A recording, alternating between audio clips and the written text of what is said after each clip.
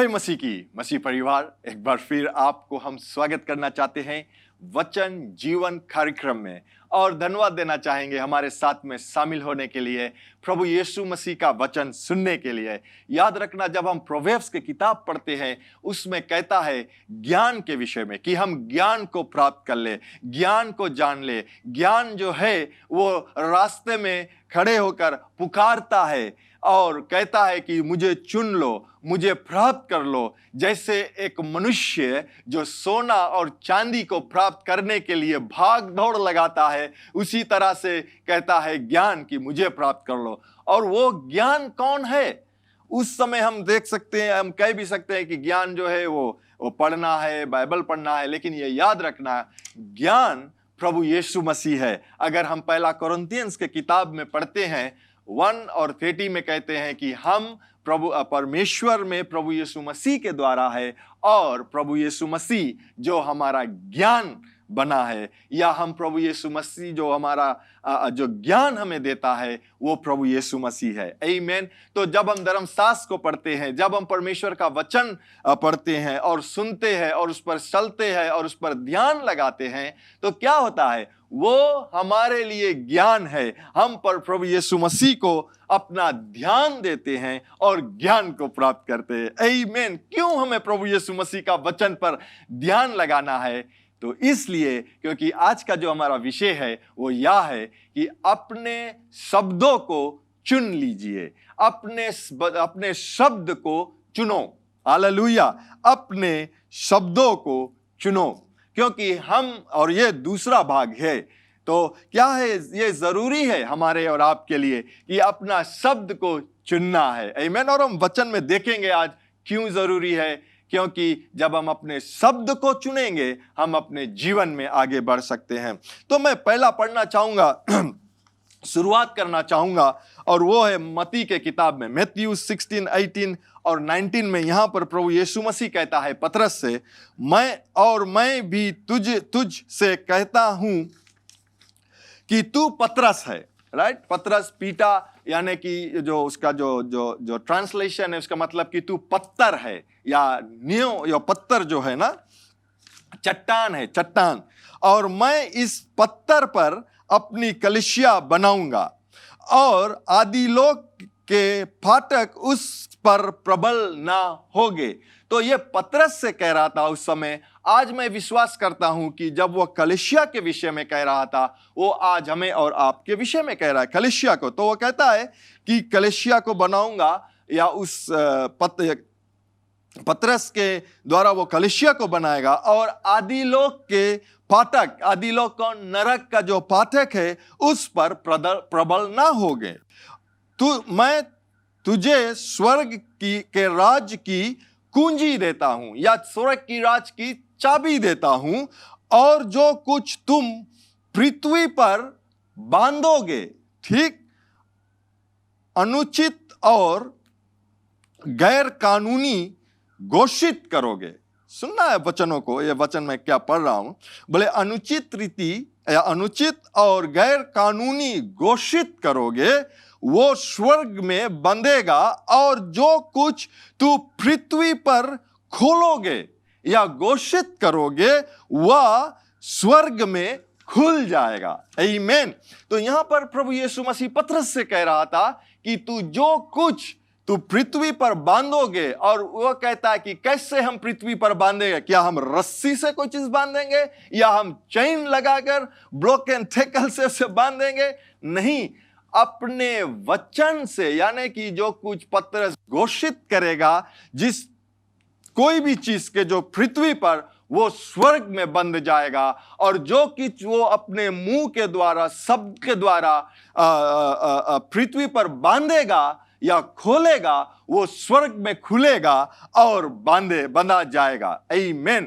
तो मैं ये कह सकता हूं, यदि यीशु मसीह अपने शब्दों से अपने कलीसिया का निर्माण करेगा, यानी कि जब वो बतला रहा था, वो अपने शब्द देकर पतरस से बता रहा था कि अपने शब्द के द्वारा जो भी कुछ बांधोगे, तो ये कहता है, ये मैं सोचता हूं कि कलीसिया जो है, वो प्रभु यीशु मसीह जब अपने कलीसिया के विषय में कह रहा था, तो अपने शब्द को इस्तेमाल कर रहा था, यानी कि कलीसिया को भी अपने शब्द के द्वारा, अपने वचन के द्वारा वो निर्माण करेगा। तब कलीसिया जो आप और मैं हूं, उसका कलीसिया को अपने शब्दों को यीशु के शब्द से बनना चाहिए, या बांधना, या बने रहना होगा, परमेश्वर के शब्द में बने रहना होगा। तब आदिलोक या नरक के कोई पाठक कलीसिया पर प्रबल नहीं कर सकेगा। ठीक है।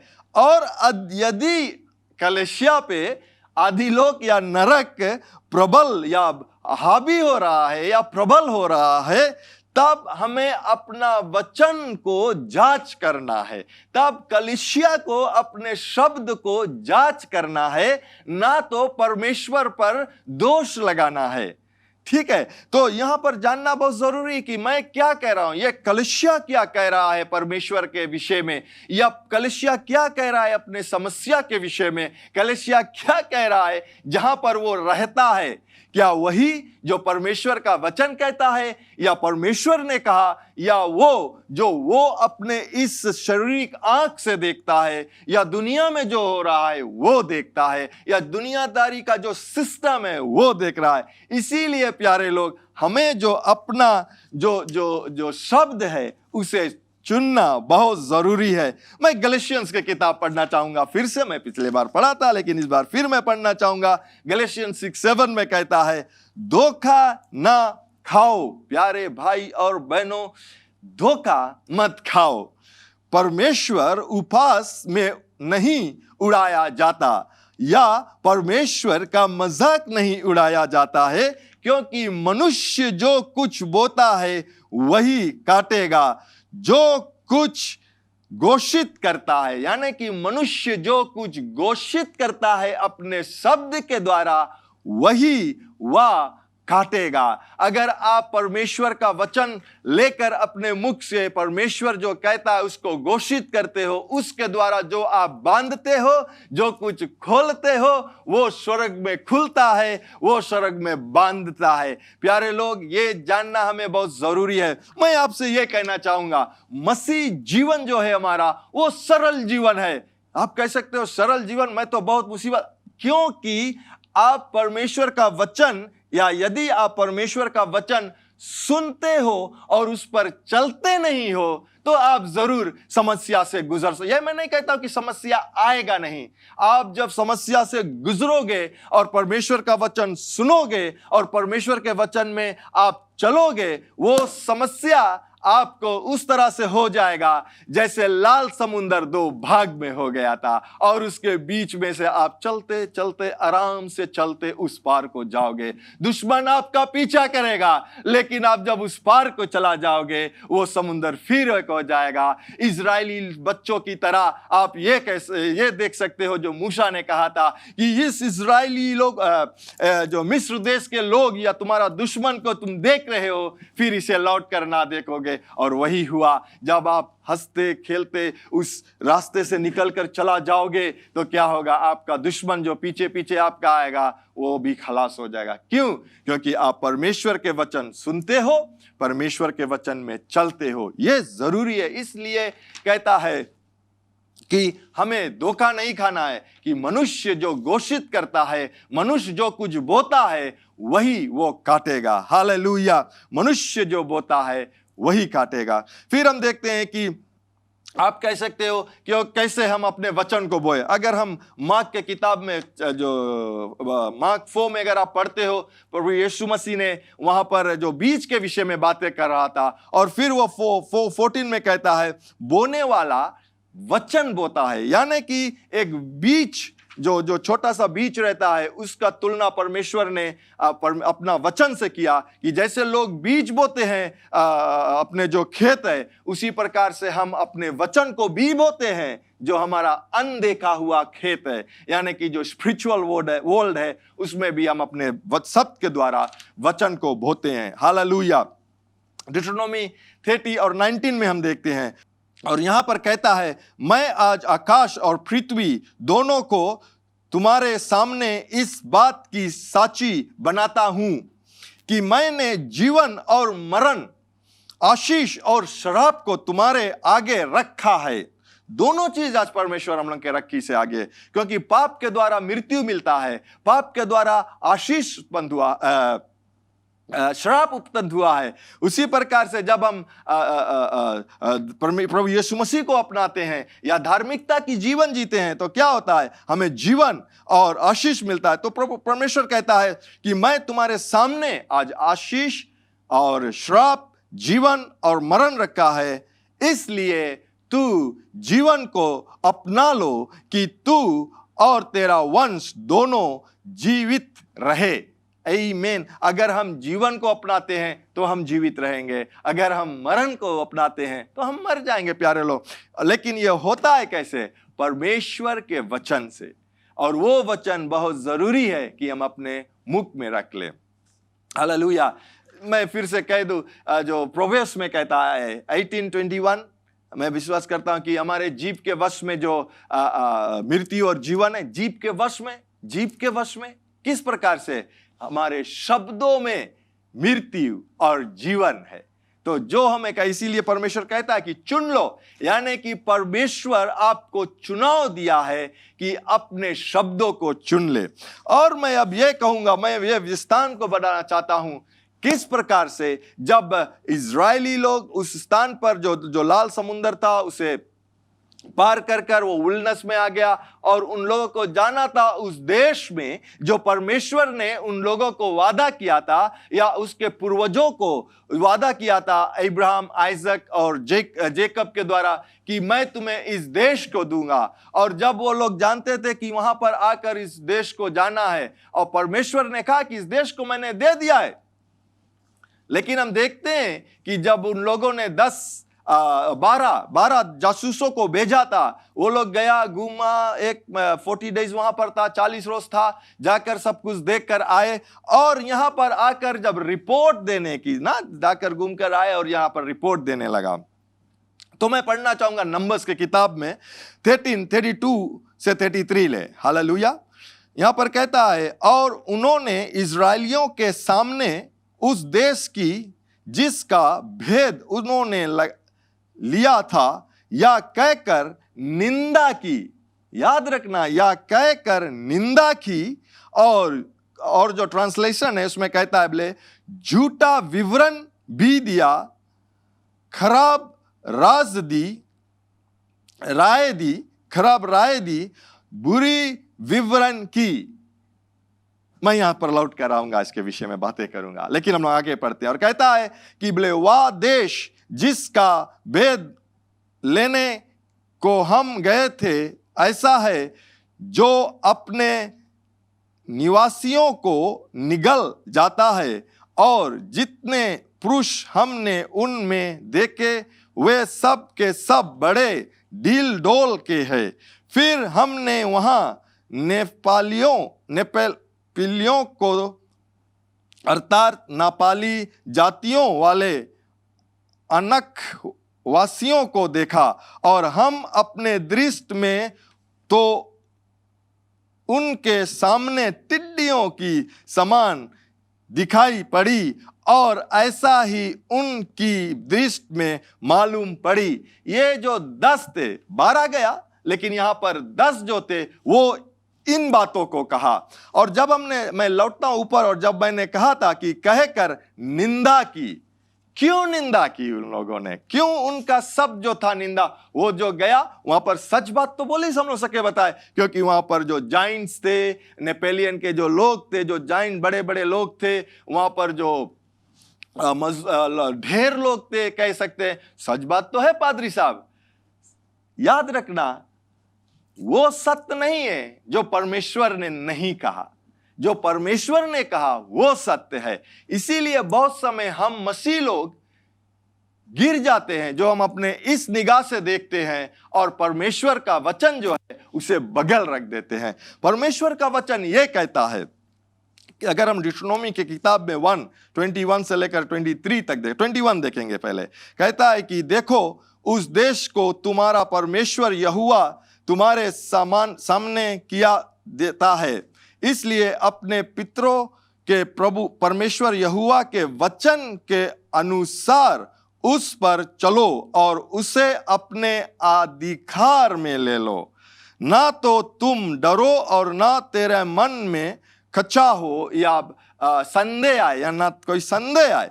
ये परमेश्वर का वचन था। परमेश्वर का वचन था कि तुम जाओ और उस देश को अपने वश में कर लो। परमेश्वर का वचन ये नहीं था कि तुम जाओ वहां पर देखो, वहां के लोग के बारे में देखकर सोचना कितना बड़ा है। नहीं, परमेश्वर ने कहा कि तुम जाओ और वहां के लोगों उस देश को अपने अधीन में कर लो। यहां पर जब हम पढ़ रहे थे नंबर्स के किताब में, वहां पर हम देख रहे थे कि ये लोग, धर्मशास्त्र कहता है कि निंदा किया, झूठा विरनन दिया, खराब राय दी। क्यों खराब राय दी? क्योंकि जो कुछ आप कहते हो और वो परमेश्वर के वचन नहीं है, वो बुरा राय है प्यारे लोग, वो खराब राय है, वो निंदा की बात है। क्या वहां पर जाइंट नहीं थे? जाइंट था। क्या वहां पर बड़े बड़े लोग नहीं थे? लोग थे। क्या वहां पर जो सेना थे वो लोग ढेर नहीं थे? ढेर थे। लेकिन परमेश्वर ने कहा कि जाओ, क्योंकि उनसे बड़ा परमेश्वर था और उसका शब्द जो था वो पूरा होगा। ये मैं कहना चाहूंगा। और आज भी अगर हम अपने शब्दों को चुनते नहीं है और शब्दों को प्रभु यीशु मसीह के वचन से हम लाइन नहीं करते हैं, तो आपका वचन झूठा है। यह मैं नहीं कहता हूं, धर्मशास्त्र कहता है। आपका वचन जो है वो निंदा वाली वचन है। तो हमें चुनना बहुत जरूरी है। मैं ये कह सकता हूं, क्या बीमारी नहीं है आपके शरीर में? है। क्या पीड़ा नहीं है आपके शरीर में? है। क्या गरीबता नहीं है आपके जीवन में? गरीबता है। क्या क्या क्या आप असफलता को प्राप्त नहीं करते हो? प्राप्त करते हो। लेकिन या असफलता नहीं है, लेकिन वो सत्य नहीं है। सत्य यह है कि प्रभु यीशु मसीह के खोड़े खाने से आपको चंगाई को मिला। इसीलिए यह शब्द को हमें चुनना है कि मैं यीशु मसीह के खोड़े खाने से, मार खाने से, सजा सहने से मैं पूरे तौर से भला और चंगा हूं। यीशु मसीह क्रूस पर जाने से जो वो धनी था, लेकिन हमारे और आपके लिए वो कंगाल बना, उसके द्वारा मैं धनी बनता हूं। हालेलुया। यानी कि जो शब्द है वो हमें चुनकर कहना है और वो शब्द कहेंगे जो परमेश्वर कहता है। इसीलिए वो शब्द मेरे जीवन में पूरा होगा। Hallelujah, praise God, hallelujah. और मैं ये कहना चाहूंगा कि अगर आप नंबर्स की किताब डिट्रोनोमी में पढ़ेंगे, जो मैं पढ़ रहा था, वहां पर कहता है, मूसा कहता है कि तुम लोगों ने मेरे पास आकर, जब मैंने ये बातों को कहा कि जाओ और तुम अपने वचन में या उस देश को अपने अधीन में कर लो, उस देश को अंदर जाकर जाओ और स्वयं उसको अधीन कर लो, तो तुम लोगों ने मेरे पास आकर कहा कि चलो क्यों ना हम अपने कुछ लोगों को वहां पर भेज दे और जाकर देख आए कि किस तरह के लोग हैं, किस तरह के रास्ते हैं वहां पर, कितना अच्छा जो फल है वो किस प्रकार का है, वो सब हम देख ले। और मूसा कहता है, जो मूसा नबी था, वो कहता है, बोले मुझे भी अच्छा लगा तुम्हारे बातों पर, और मैंने 12 जो लोग थे, 12 गोत्र के जो लोग थे, अगुवाकार थे, उनमें से कुछ युवा लोगों को चुना और भेज डाला। और क्या हुआ? जो परमेश्वर ने नहीं कहा उसके विरोध में अगर हम जाएंगे तो क्या होगा? हम वहां का जो अपने ये लोग जो गए थे वो आत्मिक लोग तो थे नहीं, उसमें से सिर्फ 2 लोग थे जो परमेश्वर का वचन और उसको लेकर वो चल रहे थे। वहां पर जोशुआ और कैलब भी गया था, लेकिन वो खुशहाली से आए। और जब इन लोगों, अगर वहां पर पढ़ेंगे आगे को, तो क्या होता है कि ये 10 अपने बात को कह रहे थे, लेकिन जोशुआ और कैलब वहां पर उन लोगों को कहता कि चुप हो जाओ, और कहता है कि चलो हम लोग जा सकते हैं, उन लोगों को पराजित कर सकते हैं। क्यों वो कह सकता था? क्या वो अपने आप में बहुत मजबूत थे? नहीं, वो परमेश्वर में मजबूत थे, वो परमेश्वर के वचन में मजबूत थे, और वो जानते थे कि हम अपने शब्द को चुनेंगे और जाएंगे परमेश्वर की वहां पर परमेश्वर का जय जयकार करते हुए। वो जो हमारे सामने जो जाइंट दिखाता है वो कुछ नहीं है, उसे वो लोग कुचल देंगे। क्यों? क्योंकि परमेश्वर उनके साथ था। प्यारे लोग, मैं आपको उत्तेजित करना चाहता हूं। बहुत समय हम लोग कैसे गिरते अपने जीवन में, जानते हो? अपने शब्द को हम चुनते नहीं है। हम अपने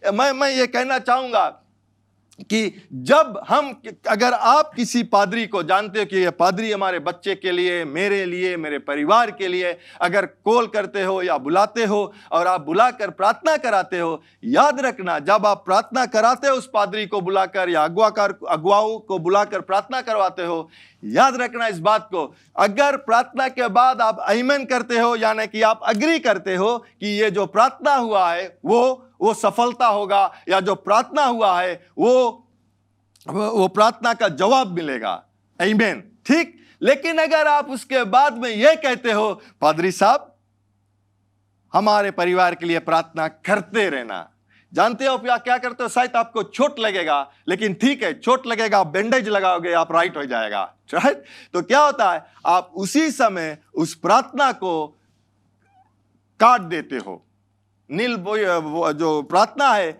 उसे आप वहीं पर काट देते हो, क्योंकि आपका विश्वास डामाडोल हो गया, क्योंकि आप उस प्रार्थना पर विश्वास नहीं किया। मैं जानता हूं समस्या रहता है, और हम बहुत रोज से समस्या देखते हैं, तो पता नहीं राइट हुई कि नहीं, शायद उस समय राइट नहीं। मैंने पिछले सप्ताह मैंने बतलाया था जो फिग ट्री के बारे में, जाकर आप फिर देखना, जो मैंने कहानी को बतलाया था। उसी प्रकार से मैं कहना चाहता हूं कि जब आप प्रार्थना कराते हो, विश्वास करो उस प्रार्थना पर, और उस प्रार्थना में परमेश्वर के धन्यवाद करते रहो। Hallelujah, hallelujah, praise the Lord. तो ये जरूरी है। और हम देखते हैं कि जब वो 10 जासूस के अंदर जो डर था वो डर निकला, 10 जासूस के अंदर डर था, वो डर निकला। यानी कि अगर आप टमाटर को एक मशीन में डालते हो पीसने के लिए, तो उधर से इमली नहीं निकलेला है, वो टमाटर ही निकली। तो अगर आप डर, बीमारी, गरीबता और असफलता अपने इस मशीन में डालते हो शब्दों के द्वारा, तो यहां से अंदर से भी वो डर, बीमारी, गरीबता, असफलता ही निकलेगा। लेकिन अगर आप इसी मशीन में अगर आप डालते हो आशीष का वचन, चंगाई का वचन, सफलता का वचन, बढ़ंती का वचन, जब मशीन में डालोगे तो वह मशीन भी, जब समस्या आएगा तो आप बढ़ंती की बात करोगे, जब कमियां रहेगा तो आप सफलता की बातों का करेंगे, जब पीड़ा आने की कोशिश करेगा आप चंगाई के विषय में बातें करेंगे, ठीक है। इसीलिए बहुत जरूरी है मेरे प्यारे मसीह परिवार कि हम अपने शब्दों को चुन ले। हालेलुया, अपने शब्द को चुने। आमीन। मैं 2 वचन और पढ़ूंगा और यहीं पर समाप्त करूंगा, और यह मिलता है मैं मार्क 7:20 और 23 में। यह कहता है, यहाँ पर यीशु मसीह कहता है उन लोगों से कि फिर उन्होंने कहा, जो मनुष्य में से निकलता है वो वही मनुष्य को अशुद्ध करता है,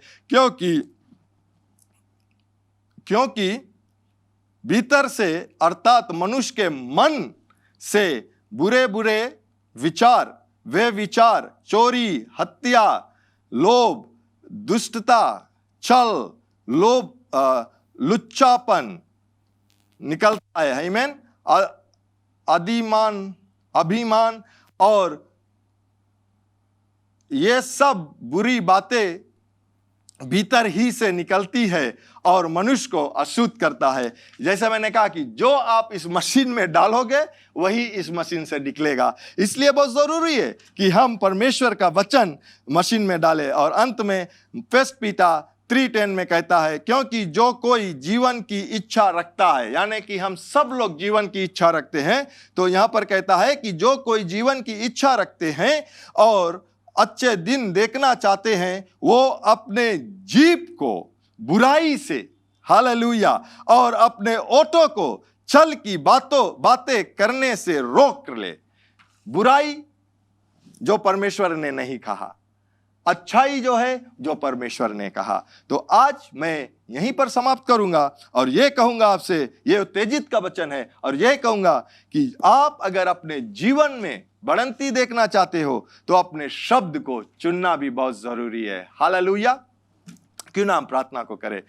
स्वर्गीय पिता, हम धन्यवाद देना चाहेंगे इस समय पर, क्योंकि आप अपने वचन ही के द्वारा हमारे जो आंख है प्रभु वो आप खोलते हैं, और हम देखते हैं कि आपका वचन यह कहता है कि हमें अपने शब्द को चुनकर अपने जीवन में आगे बढ़ना है। ओ, अगर हम अपने जीवन को अच्छे दिनों को देखना चाहते हैं अपने जीवन में, तो हमें बुराई को अपने जीवन से या अपने जीभ से कहने रोक डाले और आपके वचन को चुन ले। पिता, तुम्हारा महिमा, तुम्हारा प्रशंसा बहुत तायक सा इन लोगों पर बरसे, यीशु के पवित्र नाम से, आमीन। एक बार फिर आपको हम धन्यवाद देते हैं हमारे साथ जुड़ने के लिए। लेकिन सबसे अच्छा उपहार और आशीष जो परमेश्वर देता है वो है अनंत जीवन। वो अनंत जीवन और पाप क्षमा यीशु पर विश्वास करने से ही आता है। तो अगर आप यीशु पर विश्वास करना चाहते हो, पूरे हृदय और दिल से उसको अपना आत्मा देना चाहते हो और आज से उसके पीछे होना चाहते हो, बपतिस्मा लेना चाहते हो, कलीसिया को ज्वाइन करना चाहते हो या उसमें शामिल होना चाहते हो, वो शुरू होता है आज और अभी जब आप इस प्रार्थना को हमारे साथ करोगे। तो हमारे साथ प्रार्थना कीजिए, मन से विश्वास कीजिए और कहिए, दयावान पिता, मैं विश्वास करता हूं तेरे पुत्र यीशु पर। यीशु, तू मेरा प्रभु है। तू मुझे आज मेरे पापों से मुझे क्षमा दिला, मेरे दिल में आ, अपने आत्मा से भर। मैं विश्वास करता हूं कि तू स्वर्ग से आया, मेरे पाप के लिए मरा और तीसरे दिन जी उठा, फिर से आने वाला है। मुझे मदद कर, आत्मा से भर, विश्वास में चला, यीशु के नाम से, आमीन। अगर आपने वो प्रार्थना किया है, मेरा पूरा विश्वास है आप अगर दिल से किया है, आपके सारे पाप क्षमा हुए, आप एक नए जीवन, नए सृष्टि बने हो। तो मैं चाहता हूं अगर आप हमें संपर्क करोगे, हम लोग आपको मदद करना चाहते हैं विश्वास के कदम में या विश्वास के जीवन में चलने के लिए, और आपको उत्तेजित करते हैं, कलीसिया ढूंढिए, बाइबल को पाइए, बाइबल पढ़िए और अपने विश्वास में मजबूत बनिए और अपना जीवन यीशु के लिए जिए। धन्यवाद एक बार फिर आप हमारे साथ होने के लिए। परमेश्वर आपको बहुतायत से आशीष दे, और ये हमेशा याद रखना कि यीशु मसीह ही प्रभु है। Learn more from God's Word and send us your prayer request by visiting our website www.jclm.org, or you can like our Facebook page, Jesus Christ is Lord Ministries, to keep up with the now word of the Lord for the season. Follow us on Instagram, JCLM Fiji. Better still, subscribe to our YouTube channel, JCLM Fiji, to receive the latest teaching of God from the ministry. If you like to host Brother Brian for teaching and ministering at your church, or host a conference, you can contact our church office 3315202.